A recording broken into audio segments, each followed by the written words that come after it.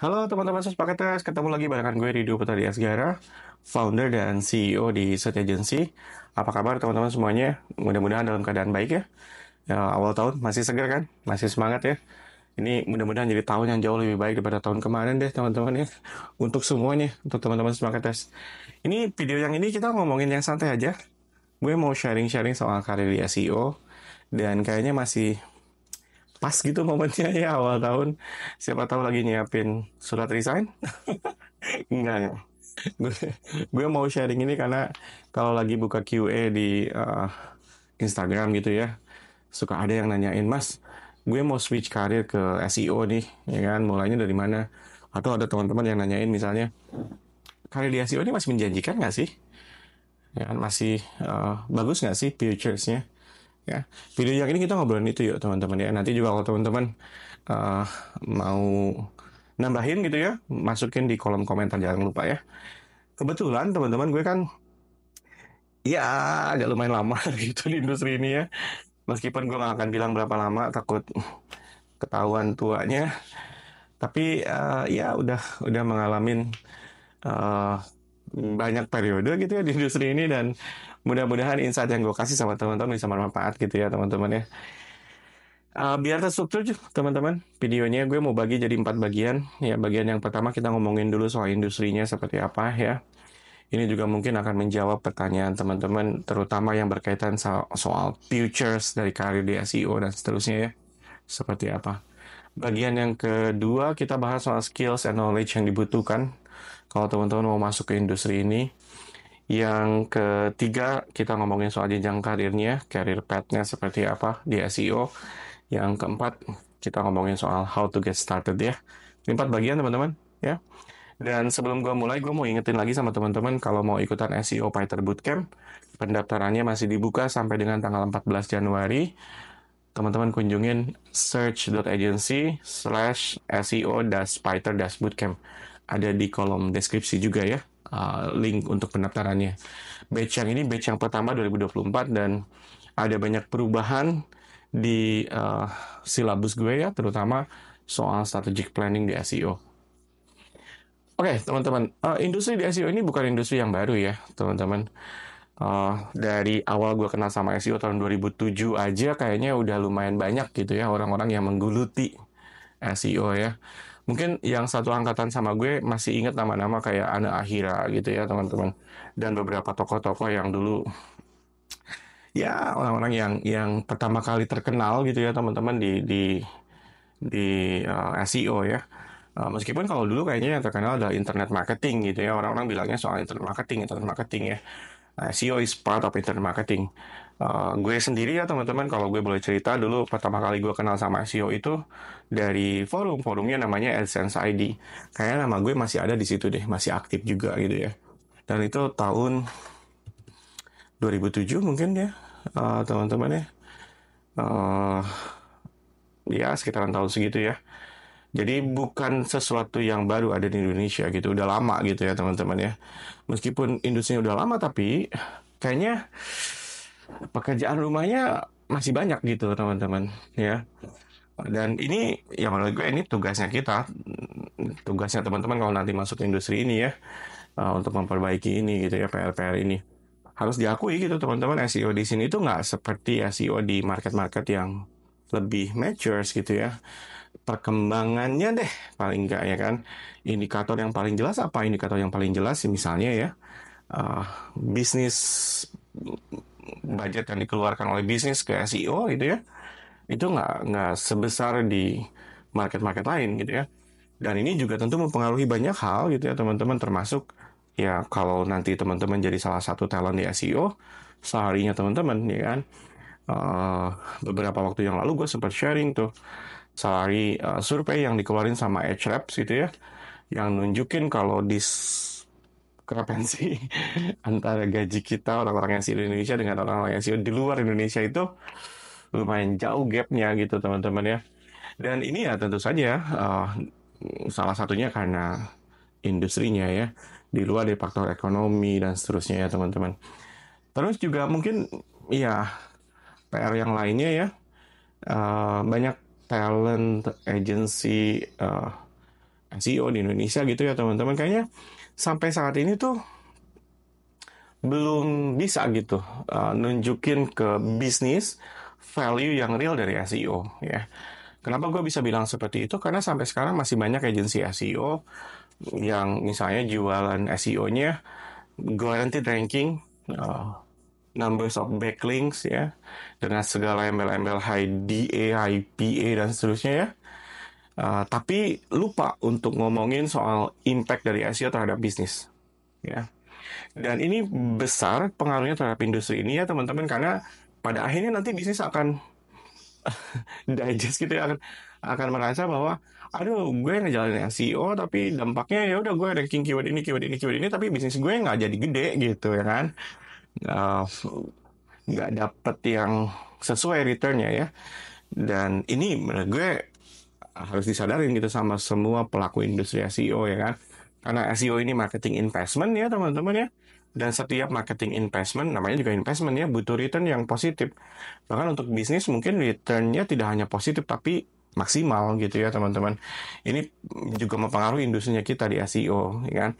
Uh, ya di sini di Indonesia teman-teman ya harus diakuin gitu, dan gue juga nggak akan deny gitu ya, dulu pas awal-awal gue jalanin uh, agency SEO ya, jualannya seperti itu ya kan.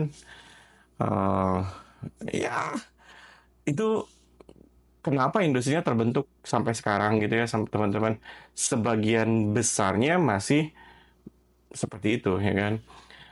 Jualan SEO-nya bukan jualan SEO yang punya dampak real terhadap pertumbuhan bisnis, tapi masih ngomongin soal ranking backlinks, ranking backlinks, ranking backlinks ya kan. Bahkan ada beberapa yang sampai ngasih uh, klaim yang menurut gue nggak masuk akal, termasuk ya gue nanti ranking ya kan.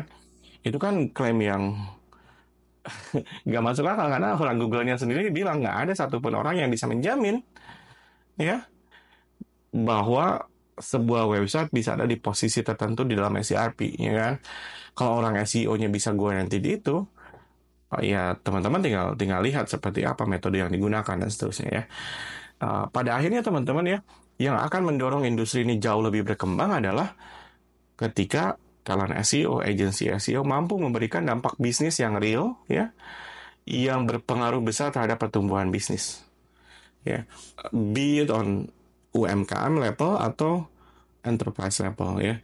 UMKM tentu ya SEO-nya harus bisa membawa UMKM ini ke level yang lebih tinggi gitu ya, baik itu dari sisi revenue dan seterusnya. Kalau di enterprise level ya scale-nya ya kan teman-teman, ketika itu sudah terjadi industrinya akan berkembang jauh lebih besar ya. Gue tapi masih tetap percaya ya teman-teman, kalau kalau industri kita ini akan terus berkembang. Dan gue juga sering bilang kalau kita ada di tipping point-nya nih teman-teman ya, udah siap-siap mau loncat gitu ya kalau kalau kalau lihat industri SEO ini. Dan katalis-katalisnya, penanda-penandanya ya udah banyak kelihatan gitu teman-teman ya. Misalnya uh, tahun 2020 setelah gue keluar dari company gue sebelumnya ya, gue tuh pindah ke multinational agency yang fokusnya memang ada di SEO gitu ya teman-teman, konten deh ya. Uh, dan gue terlibat di beberapa proses pitching untuk campaign SEO yang nilainya teman-teman mungkin di luar jangkauan gue ya. Dulu ya zaman gue jalanin agensi SEO kan 10 tahun tuh nggak pernah gue jualan mendekati angka tersebut. Tapi ketika gue masuk ke multinational agency, gue terlibat di proses pitching untuk campaign SEO yang nilainya 3,7 miliar per tahun ya kan. Bahkan ada beberapa yang sampai 4-6 miliar per tahun kan. Ini sesuatu yang nggak pernah kita lihat di industri kita sebelumnya gitu ya teman-teman ya. Gue jalanin agency 10 tahun jualan SEO untuk beberapa perusahaan, tapi angkanya ya jauh di itu angka segitu ya kan. Ini penanda yang clear gitu teman-teman, kalau masih banyak bisnis kok ya. Bukan masih banyak, makin banyak bisnis gitu yang mau investasi secara serius di SEO, ya kan? Merasa bahwa SEO ini memang channel yang penting untuk mereka. Kan ini kan apa indikator positif ya untuk kita ya. Ditambah lagi nih teman-teman katalis besar yang terjadi Q1 tahun ini ketika Google Chrome akan phase out dari party cookies. Third party cookies ini kan selama ini dipakai sama platform advertising, data management ya untuk cross tracking, untuk targeting dan seterusnya ya. Dan Google Chrome kan punya market size yang lumayan besar. Ketika Google Chrome tidak support lagi third party cookies, paling enggak yang akan terjadi adalah platform-platform advertising, data management itu akan lumayan kelabakan gitu ya teman-teman. Yang dampaknya mungkin akan ke efektivitas atau paling tidak akan mempengaruhi cost ya. Untuk bisnis, untuk perusahaan-perusahaan ya, mereka kan nggak bisa berhenti activity marketingnya ya.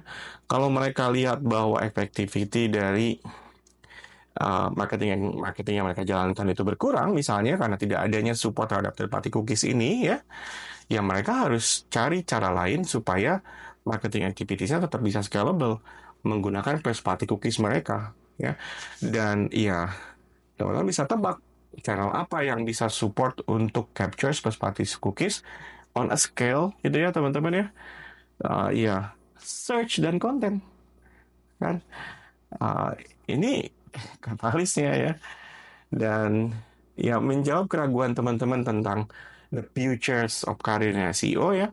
Pada kenyataannya sampai saat ini juga teman-teman masuk ke semua industri ya, be it perbankan, otomotif ya, apalagi finance, health ya. Lihat deh website-website dari industri pemain industri yang besar di sana gitu ya. Website mereka source of traffic paling besarnya tahu nggak di mana? Search.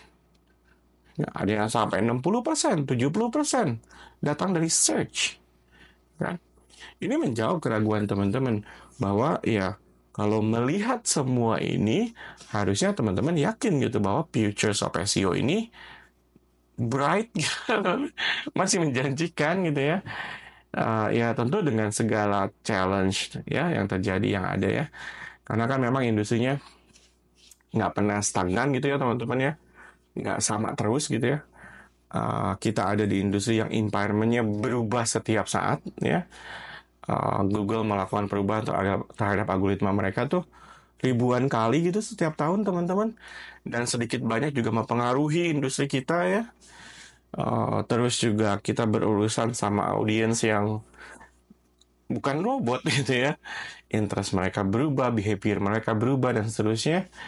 Yang satu lagi ya karena memang ini channel marketing yang seksi, kompetitorsnya juga makin hari makin ganas-ganas gitu ya. Ini challenge-challenge yang kita harus hadapi. Tapi industrinya masih menurut gue ya masih jadi salah satu pilihan untuk karir teman-teman yang bagus gitu ya teman-teman ya, futuresnya.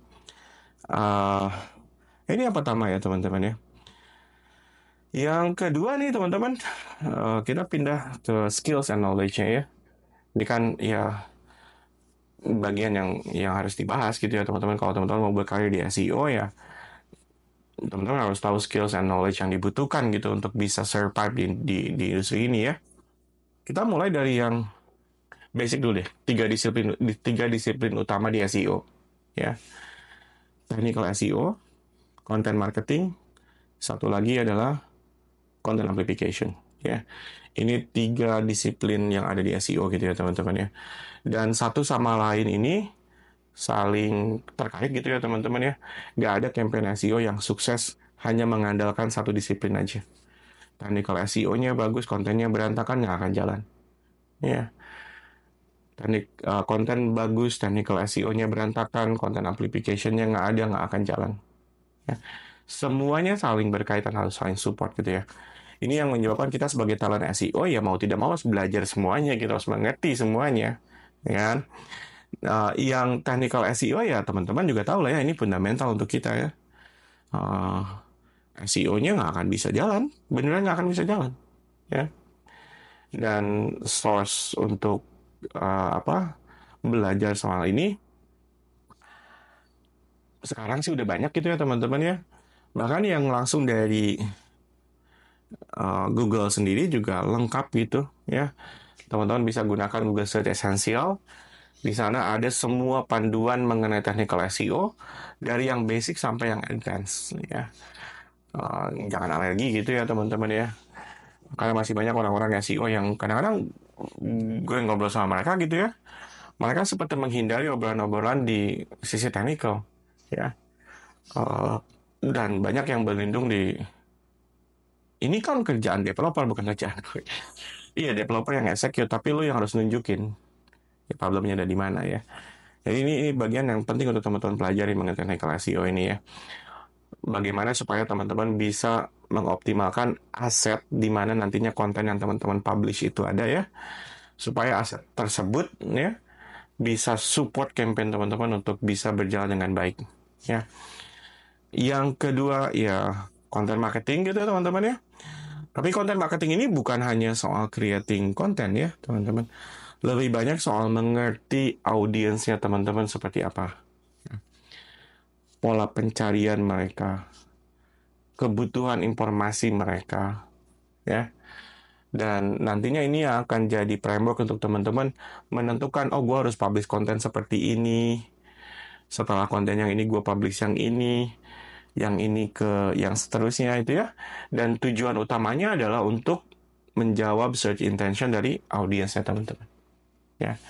Karena hanya dengan cara seperti itu, audiens yang nantinya consume kontennya teman-teman, ya, akan mau berinteraksi dengan baik, akan mau engage dengan baik terhadap kontennya teman-teman, ya. Kalau gue kan pakainya topik ownership strategi itu ya teman-teman, karena di topik ownership strategi itu phase pertamanya adalah untuk mengerti search universe yang berhadapan sama bisnisnya teman-teman, sama apa audiens yang jadi target audiensnya bisnis ya. Semua pencarian search queries, topics, dan seterusnya kita identify. Kemudian kita mapping pola pencarian yang seperti apa supaya kita punya konten strategi yang betul-betul sesuai dengan target audiens kita. Ya. Itu yang penting di content marketing ya teman-teman. Bukan hanya publish artikel aja ya. Tapi bagaimana si artikel atau konten dalam tipe yang lain ya teman-teman ya itu bisa betul-betul menjawab kebutuhan dari audiensnya teman-teman. Bisa memanjakan audiensnya teman-teman. Bisa sesuai sama search intention dari audiensnya teman-teman. Lihat-lihat lagi deh video gue yang ada di channel ini ya. Ada beberapa yang bahas soal ini ya teman-teman. Terutama soal topik ownership. Yang terakhir adalah yang ketiga ya. Di disiplin ilmunya SEO adalah content amplification. Tapi ini bukan soal bikin backlinks ya teman-teman, terutama kalau backlinksnya misalnya PBN gitu ya, atau ngebeli gitu backlinksnya, bukan ya. Tapi bagaimana teman-teman bisa menyiapkan konten ya, yang kita orang SEO sebutnya sebagai link worthy gitu ya, konten yang orang lain dengan senang hati gitu untuk menjadikan konten ini sebagai referensi mereka ya. Selain itu, content amplification juga tentang bagaimana teman-teman bisa membangun relationship dengan ya website lain gitu ya teman-teman ya. Atau jurnalis ya, supaya nantinya teman-teman punya apa ya? Punya sense gitu ya, kebutuhan dari website ini apa, gue mau siapin apa supaya nantinya mereka uh, jadikan konten gue sebagai referensinya. Atau kalau teman-teman mau arahnya ke media gitu ya, teman-teman bangun relationship sama jurnalis ya kan, sampai pada akhirnya teman-teman bisa bertanya sama mereka, Mas lu minggu depan mau nulis apa, gue bisa siapin data apa untuk lu ya. Ini content amplification teman-teman, dan goalsnya adalah supaya konten yang teman-teman punya bisa reach audience lebih besar dan lebih cepat ya. Itu 3 disiplin ilmu yang ada di SEO. Tapi I had to be honest with you guys, itu aja nggak cukup ya. Teman-teman butuh skills tambahan ya. Skill tambahannya paling nggak ada 2 gitu ya teman-teman ya. Yang pertama adalah problem solving ya. Ini skills yang penting untuk orang SEO karena teman-teman akan ketemu banyak challenge ketika jalanin campaign SEO ya. Dan kemampuan teman-teman untuk identify masalahnya di mana, solusinya seperti apa gitu ya. langkah-langkah yang diambil harus bagaimana ya. Itu penting jadi bagian skillsnya teman-teman. Karena banyak orang-orang SEO yang ketika dia ketemu problem, ketemu masalah ya, dia nggak ngerti cara mencari solusinya, ya kan? Kadang-kadang yang dilakukan justru yang nggak sesuai atau nyari shortcut, ya. Dia lihat performance-nya turun, solusi yang diambil tambahin backlinks ya. Itu masih banyak yang seperti itu gitu ya teman-teman. Makanya kemampuan untuk bisa mengidentifikasi masalah dengan baik gitu ya, kemudian mencari sumber masalahnya di mana, lalu menyiapkan step by step untuk memperbaiki masalah tersebut, itu jadi skills yang penting untuk teman-teman. Yang kedua adalah measurement. Ya sama seperti digital marketing channel yang lain ya teman-teman. SEO ini juga data driven channel. Gak akan bekerja SEO-nya kalau misalnya teman-teman tidak bisa untuk melakukan collection, analyze, dan generate insight dari semua data yang tersedia, hasil touch point audience teman-teman dengan asetnya teman-teman.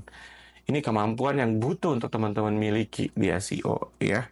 Semua action yang teman-teman ambil based on data. Teman-teman lihat performance-nya turun, nanti kalau teman-teman nggak pernah analyze datanya, teman-teman nggak akan tahu misalnya ini disebabkan karena CTR-nya yang drop. CTR ini drop karena misalnya meta information-nya tidak optimal. Ya.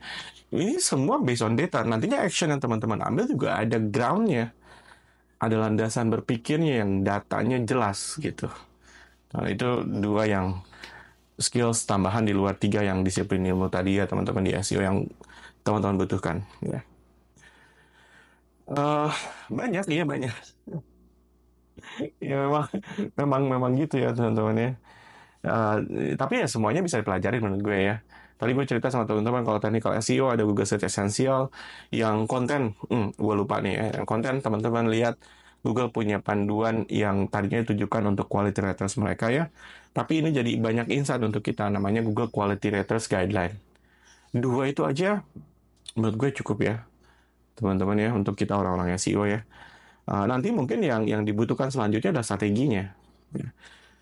Seperti apa? Karena kalau strategi kan ya banyak yang harus dilihat ya, termasuk goals bisnisnya apa, objektifnya, marketnya, audiensnya dan seterusnya ya teman-teman. Uh, yang ketiga nih teman-teman, karir path-nya ya. Ini juga sering teman-teman nanyain soal ini ya. Jenjang karirnya seperti apa? Uh, Ya, ini juga mungkin beda-beda gitu ya teman-teman. Tapi gue cerita yang sesuai experience gue, yang gue tahu aja ya teman-teman. Teman-teman bisa mulai dari internship misalnya ya. Kalau teman-teman baru lulus kuliah atau bahkan ada di apa semester akhir gitu ya teman-teman. Teman-teman bisa mulai dengan internship. Dan ini menurut gue pengalaman yang dibutuhkan gitu ya untuk teman-teman masuk ke industri SEO ya. Kalau teman-teman punya opportunity untuk internship, manfaatkan dengan baiknya. Cara teman-teman manfaatin ini ya jangan cuma execute kerjaan yang diminta oleh tim yang lain gitu teman-teman. Setiap ada kesempatan tanyain, Mas ini kenapa seperti ini? Ini harus seperti ini karena apa? Ini tujuannya untuk apa ya? Bangun curiosity teman-teman ya supaya ketika internshipnya selesai teman-teman punya lebih banyak knowledge yang nantinya akan jadi bekalnya teman-teman di industri ini ya. Internship ini um, penting untuk teman-teman lihat sebagai opportunity yang besar gitu ya.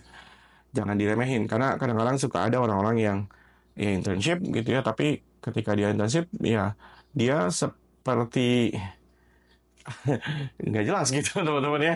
Jangan internshipnya ya. Eh, nggak pernah bertanya, nggak pernah ini, nggak pernah itu, expect-nya disuapin terus gitu, itu nggak akan bisa. Ya. Kalau teman-teman nggak melewati internship, ya biasanya entry levelnya ada di SEO Executive ya. Seperti namanya execution, kebanyakan tasnya ya, mengerjakan apa yang sudah di set di campaign SEO-nya ya. Uh, apa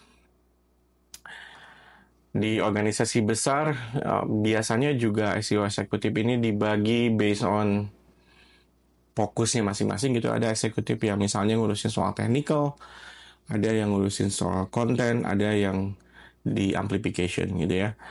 Kalau teman-teman ada di stage ini, tips gue ya, ini yang gue lakukan dulu ya ketika gue masuk ke industri ini ya. Catat semua perubahan, activity, apapun yang teman-teman lakukan di SEO. Ya. Teman-teman misalnya oleh manajernya diminta untuk ngelakuin ini, ngelakuin ini, ngelakuin ini, ngelakuin ini ya. Selain teman-teman tahu reasons-nya kenapa, teman-teman nanti catat dampaknya terhadap campaign seperti apa. Ini akan memperkecil tuh learning curve-nya teman-teman ya. Dan ya, teman-teman jangan mau terlalu lama di posisi eksekutif gitu ya. Harus lebih cepat gitu dari situ bergeraknya ya. Dan ya, caranya yang tips yang barusan bisa bantu tuh teman-teman ya. Catat semua yang teman-teman lakukan, lihat dampaknya terhadap campaign seperti apa. Dan di posisi ini juga teman-teman ya cari kesempatan teman-teman bisa ikutan diskusi mengenai strategi. Jangan mentang-mentang karena teman-teman hanya execute aja, meeting diem, ya, gak pernah kedengeran, ya, cuman iya-iya aja. Jangan seperti itu ya teman-teman ya. Ikutan gitu. Kalau ada kesempatan untuk ngomongin soal strategi, teman-teman ikutan supaya cara berpikir teman-teman juga bertumbuh, ya. Dan ini ya teman-teman ya, uh, inisiatif. Ini juga penting ya. Selain ikutan diskusinya juga latih inisiatifnya teman-teman ya. Untuk mau sharing soal insight, findings baru teman-teman ya dari campaign-campaign. Teman-teman ini akan membantu teman-teman untuk accelerate tuh dari SEO eksekutif ke stage yang lebih lanjut gitu ya teman-teman ya. Kalau misalnya teman-teman bekerja di organisasi besar dan misalnya teman-teman hanya fokus terhadap satu bagian di SEO, misalnya hanya di technical aja atau di konten aja ya, luangkan waktu untuk belajar bagian yang lain. Ini juga penting untuk teman-teman ya, karena ya tadi gue cerita sama teman-teman di SEO ini nggak ada yang bisa bekerja hanya dengan satu bagian aja. Artinya kita sebagai talent SEO juga harus mengerti bagian-bagian lain di SEO. Ya, jangan karena teman-teman ditugaskan hanya untuk mengerjakan satu bagian saja, ngerjain technical aja misalnya, teman-teman jadi alergi sama konten ngomongnya itu kan bagian orang konten, teman-teman jadi alergi sama measurement itu kan urusan orang data analis. Nggak boleh seperti itu, teman-teman juga harus mendorong diri teman-teman ya untuk mau belajar di bagian-bagian lain di SEO. Stage yang selanjutnya ya SEO managers ya teman-teman ya. Di SEO managers ini yang berubah ya task listnya gitu teman-teman ya. Namanya juga managers. Dia selain manage kerjaan gitu ya teman-teman ya, biasanya untuk delegate setiap task yang sudah di-define. Kemudian ya dia juga harus manage resource ya. Dia harus bisa mengidentifikasi setiap task ini, kebutuhan resource-nya seberapa besar ya. Kemudian dari semua ya task yang ada gitu dia harus identify mana priority-nya harus dikerjakan duluan, mana yang bisa digeser gitu priority-nya teman-teman ya. Dan karena si SEO manager ini biasanya sudah punya anak buah ya, uh, yang dia manage bukan hanya kerjaan, dia juga manage resource, manage orang gitu ya. Dan ini gue kasih tahu ya teman-teman ya, lebih mudah untuk manage kerjaan dibandingkan manage orang. Kalau teman-teman hanya manage kerjaan, sebanyak apapun pekerjaan itu teman-teman bisa selesaikan. Mau itu lembur kah, mau itu weekend kah, teman-teman bisa selesaikan.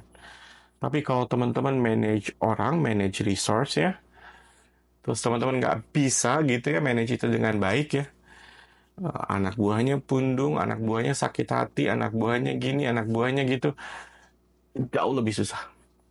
Trust me. Ya. Nah ini skills yang dibutuhkan oleh seorang manager ya teman-teman. Kemampuan untuk manage task, manage resource. Ya. Ini skills yang harus pelajarin juga sama teman-teman ya. As early as possible. Kadang-kadang ya teman-teman, kalau di perusahaan-perusahaan besar bahkan SEO eksekutif juga kadang-kadang naiknya nggak langsung ke managers, ke senior SEO dulu, handle satu tim yang kecil misalnya ya kan. Kalau teman-teman punya kesempatan seperti itu, manfaatin untuk belajar soal manager skills ini ya, supaya nanti ketika teman-teman masuk ke stage managers ya, teman-teman sudah siap. Ya. Banyak orang-orang yang secara skills bagus ya, secara knowledge oke, tapi nggak punya managerial skills, dia fail di level managers. Dia nggak bisa execute tasknya sebagai managers. Ini harus teman-teman antisipasi, belajar managerial skills. Naik lagi teman-teman ya setelah manager SEO ya ke head of SEO atau division head biasanya ya yang manage satu tim SEO secara keseluruhan ya. Kalau di sini biasanya banyak ngomonginnya soal strategi, resource planning ya. Kemudian juga kadang-kadang dituntut untuk bukan dituntut ya, punya tanggung jawab terhadap bisnis yang lebih besar ya. Ngomongin soal profit, ngomongin soal revenue gitu ya. Karena kalau di level divisi, ya head division head atau head of SEO gitu ya teman-teman ya.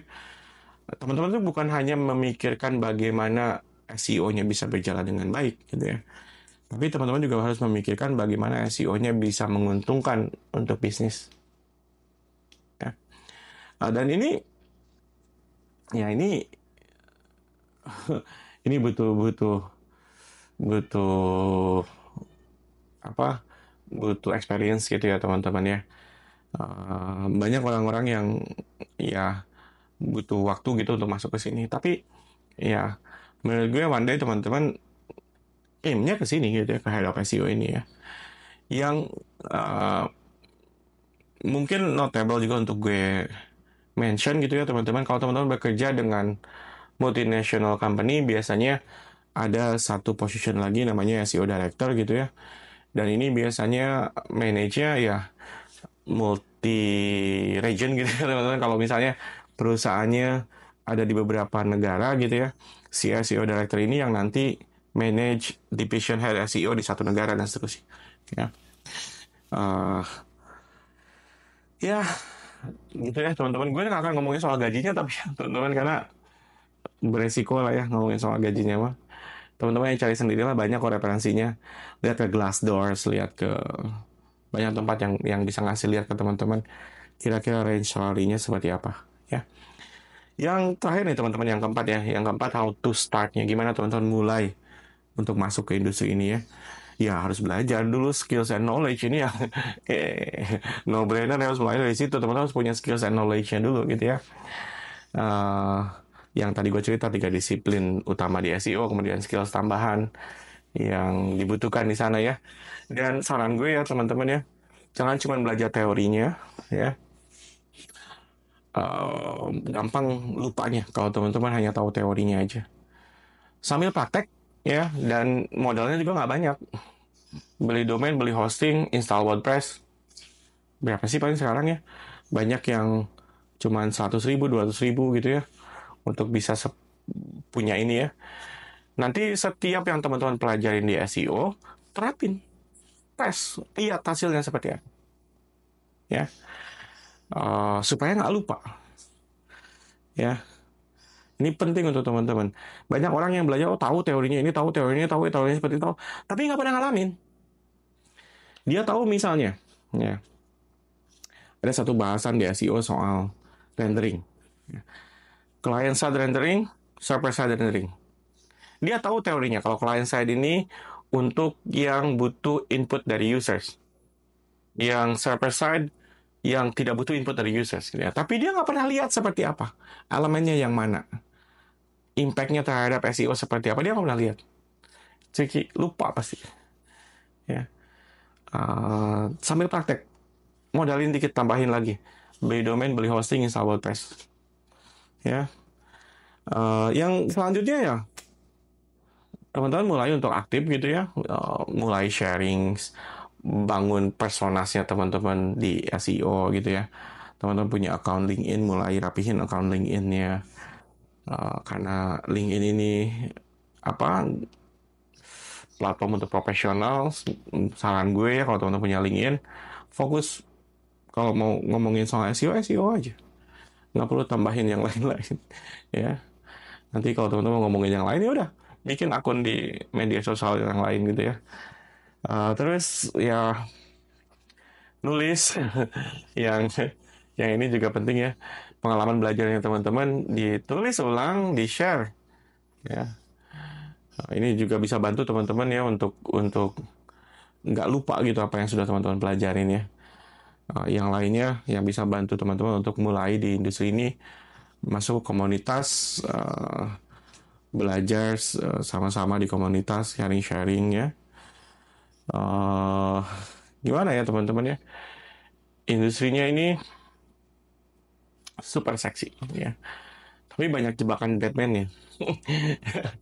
Ya, ya ini gue nggak akan bahas terlalu banyak ya. Tapi mungkin teman-teman harus harus mencoba untuk eh, membuka pandangannya lebih lebar gitu ya.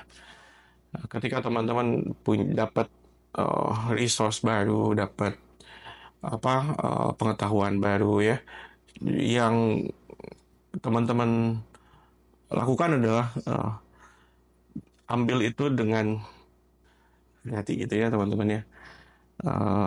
Cocokkan lagi dengan Google Search Essential. Lihat lagi Google Quality Writers Guideline ya. Karena banyak panduan, banyak tips, banyak cara-cara yang dibagikan di SEO yang mitos saja gitu teman-teman ya. Yang nantinya akan bikin juninya teman-teman jadi lebih lama. Ya. Gue nggak perlu mention siapa. Ya itu teman-teman, ini yang mau gue share sama teman-teman di video yang ini. Mudah-mudahan bermanfaat untuk teman-teman ya. Eh, gue seneng banget karena masih banyak orang-orang yang tertarik untuk masuk ke industri ini ya. Agak bias karena gue ada di industri, tapi di luar itu semua gue memang punya misi dan visi gitu ya teman-teman. Punya misi itu bukan visi ya. Punya misi untuk bisa membesarkan industri ini ya. Dan gue yakin industrinya nggak akan bisa besar kalau tidak ditopang dengan talent-talent yang berkualitas. Kalau teman-teman lagi mau masuk ke industri ini, mau berkarir di industri ini, mudah-mudahan apa yang barusan gue share sama teman-teman bermanfaat ya. Itu aja yang gue share teman-teman. Terima kasih teman-teman yang sudah nonton. Sampai ketemu lagi di video berikutnya. Dadah.